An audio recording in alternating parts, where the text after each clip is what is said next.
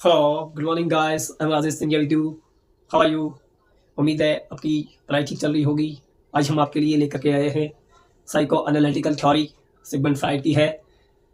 इन्होंने psycho analytical theory को explain ये कर सकते हैं 3 पार्ट में, मनोविश्लेषणवाद के सिद्धांत को। इसमें हम पढ़ेंगे सबसे पहले स्ट्रक्चर ऑफ माइंड, इनकी मन की संरचना, और इसके भी इन्होंने 3 पार्ट में इसको डिवाइड किया है। उसके बाद में हम पढ़ेंगे स्ट्रक्चर ऑफ पर्सनालिटी या स्ट्रक्चर ऑफ फिजिक। इसमें इन्होंने इट्स, ईगो और सुपर ईगो की ये बात करते हैं पर्सनालिटी में, ठीक है ना। इट, ईगो और सुपर ईगो की ये बात करते हैं स्ट्रक्चर ऑफ पर्सनालिटी में। फिर साइको सेक्सुअल स्टेज की बात करते हैं, तो ये मनोलैंगिक विकास का सिद्धांत है। इसमें इन्होंने 5 स्टेज बताई है: ओरल, एनल, फेलिक, लेटेंसी और genital stage. Structure of mind को पढ़ेंगे। साइको एनालिटिकल थ्योरी इन्होंने दी है। साइको डायनामिक, मनोगतिक उपागम की ये बात करते हैं। ये पेशे से एक चिकित्सक थे, मनोगतिक उपागम की ये बात करते हैं। इन्होंने अपने जो कुछ रोगी थे वो शारीरिक और सांवेगिक रूप से, फिजिकली और इमोशनल रूप से, जो शारीरिक और इमोशनल रूप से जो परेशान थे, उनके लिए इन्होंने सम्मोहन विधि से उसका उनका उपचार किया था, हाइप्नोसिस मेथड का। हाइप्नोसिस मेथड शारीरिक और सांवेगिक रूप से जो कमजोर इसके इनके वो थे रोगी, उनके ऊपर इन्होंने हाइप्नोसिस विधि, सम्मोहन विधि का इन्होंने प्रयोग किया अपने रोगी को ठीक करने के लिए। हाइप्नोसिस सम्मोहन विधि का, जो शारीरिक और सांवेगिक रूप से कमजोर थे उनके लिए हाइप्नोसिस या सम्मोहन विधि का प्रयोग किया, ठीक है ना। उसके बाद में इन्होंने अपने रोगियों के लिए मुक्त साहचर्य विधि का प्रयोग किया है। मुक्त साहचर्य विधि, इसमें इन्होंने मन के जो आंतरिक जो प्रकार्य है, मन के माइंड के इंटरनल फंक्शंस जो होते हैं, उनके लिए इन्होंने मुक्त साहचर्य विधि का प्रयोग किया है रोगियों के ऊपर, ठीक है ना। यानी कि रोगी के मन के जो विचार, उसकी भावनाएं वो कैसे व्यक्त करता है, इसके लिए इन्होंने मुक्त साहचर्य विधि का प्रयोग किया है, ठीक है। और स्वप्न विश्लेषण विधि का, ड्रीम एनालिसिस मेथड का प्रयोग भी इन्होंने किया है। ड्रीम एनालिसिस मेथड का प्रयोग भी इन्होंने किया, ठीक है। आज हम बात करते हैं, बहुत शॉर्ट में बात करते हैं, ठीक है। आज हम पढ़ेंगे structure of mind. Structure of mind है, इन्होंने इसको डिवाइड किया है 3 पार्ट में: कॉन्शियस, सबकॉन्शियस और अनकॉन्शियस, चेतन मन, अर्धचेतन और अचेतन मन, ठीक है भाई। अब जो इन्होंने जो माइंड जो है इसकी तुलना करी है भाई, किससे? कि पानी में डूबते हुए बर्फ का टुकड़ा है, ये पानी में डूबता हुआ क्या है, बर्फ का टुकड़ा है और ये पानी में डूबा हुआ है, ठीक है ना।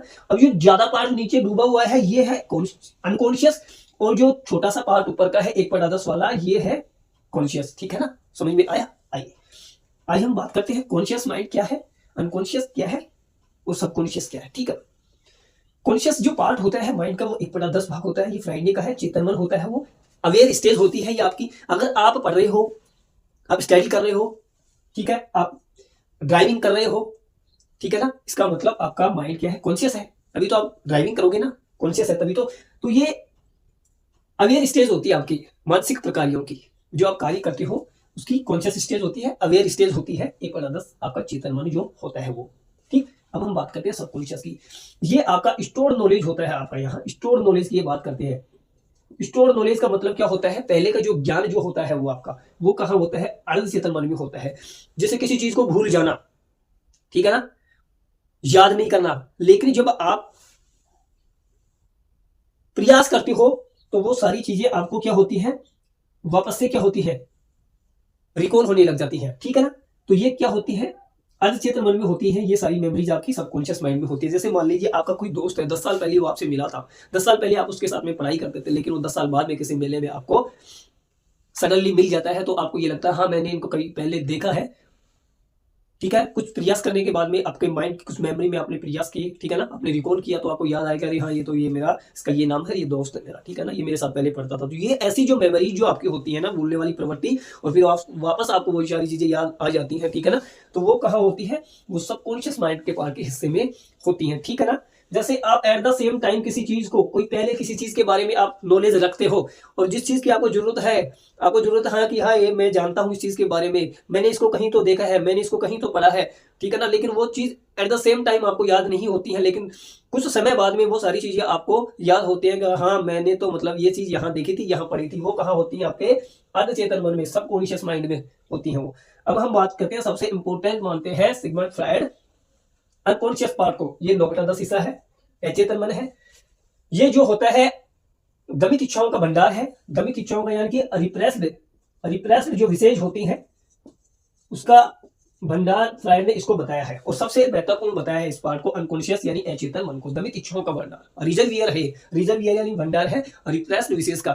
कुछ जो इच्छाएं होती हैं आदमी की वो पूरी नहीं होती है तो वो उनका दमन कर लेता है। वो दमित जो इच्छाएं होती हैं वो कहाँ चली जाती है, वो अनकॉन्शियस पार्ट में चली जाती है। कुछ दुख दर्द होती है आदमी के जो भुलाए नहीं जाते, उसे भूलने पे भी भुलाए नहीं जाते हैं, लेकिन वो कहाँ चले जाते हैं, वो पेन है, वो एंग्जाइटी है उसकी जो वो भुला नहीं पाता है, वो कहाँ चले जाते हैं, अनकॉन्शियस माइंड में चला जाता है वो ठीक है ना। तो दमित जो इच्छाएं, जो विचार, जो सपने उसके पूरे नहीं हो पाते हैं कुछ कारणवश, वो कहाँ चले जाते हैं, अनकॉन्शियस माइंड में, वो अचेतन मन में चले जाते हैं, ठीक ना। और यहाँ जो अनकॉन्शियस माइंड में अनएक्सेप्टेड फीलिंग्स होती है, अस्वीकार्य इच्छाएं होती हैं, वो कहाँ होती है, अनकॉन्शियस माइंड में होती है। उम्मीद आपको समझ में आया होगा, नहीं समझ में आएगा आइए दोबारा फिर देख लेते हैं। कॉन्शियस पार्ट 1/10 पानी से ऊपर बता रही है इसको, पानी में तैरती हुई बर्फ का जो टुकड़ा है इससे इसकी कंपैरिजन किया है, और नीचे का जो हिस्सा है वो अनकॉन्शियस है, ऊपर का हिस्सा ये मानते हैं कॉन्शियस, ठीक है। ये आपकी अवेयर स्टेज है, जैसे मैं पढ़ा रहा हूं, I am right now conscious and you are getting my point, it means you are also conscious. इसका मतलब क्या है, आप भी कॉन्शियस हो मेरे साथ साथ में, तो ये आपका चेतन मन है और मेरा चेतन मन है, ठीक है। और सब कॉन्शियस स्टोर नॉलेज मैं पढ़ा रहा हूँ मान लीजिए, या आप पढ़ रहे हो, तो आपने ये साइको एनालिटिकल थ्योरी पहले भी पढ़ी है, ऐसे ही पढ़ी है, ठीक है, लेकिन वो आपको रिकॉल नहीं हो पा रही है। लेकिन पहले आपने इसको पढ़ा कहीं और अब मैंने आपको पढ़ाया, आपको पहले जो पढ़ी हुई चीज जो थी अब रिकॉल होगी, इसको देखते हाँ मैंने इसको पहले भी पढ़ा है कहीं।